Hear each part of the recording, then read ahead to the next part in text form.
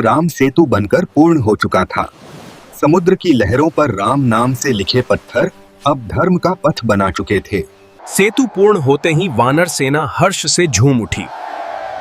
चारों ओर केवल एक ही नाद गूंज रहा था। भगवान राम ने उस सेतु को नमन किया, क्योंकि यह केवल पत्थरों का नहीं, विश्वास और भक्ति का सेतु था।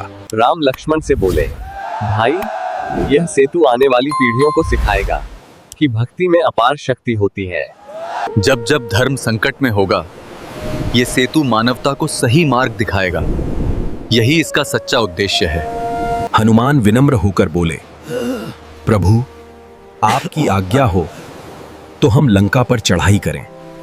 युद्ध हमारा लक्ष्य नहीं, धर्म की स्थापना ही हमारा उद्देश्य है। इसके बाद राम ने अंगद को दूत बनाकर लंका भेजा, ताकि रावण को अंतिम अवसर दिया जा सके। लंका की भव्य सभा में अंगद निर्भीक होकर पहुंचे, रावण के सामने सत्य का संदेश लेकर।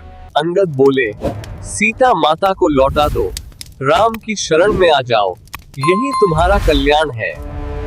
पर अहंकार में डूबा रावण हंस पड़ा। उसे अपने विनाश का आभास भी नहीं था। अंगद ने अपना पैर जमीन पर जमाया और पूरी लंका को चुनौती दे डाली। लंका के वीर प्रयास करते रहे, पर अंगद का पैर हिला तक नहीं। सभा स्तब्ध रह गई, लेकिन रावण का अहंकार फिर भी नहीं टूटा। अंगद संयम के साथ लौट आए और राम को रावण का उत्तर सुना दिया। सब सुनकर राम ने धनुष उठाया। अब अधर्म के अंत का समय आ चुका था।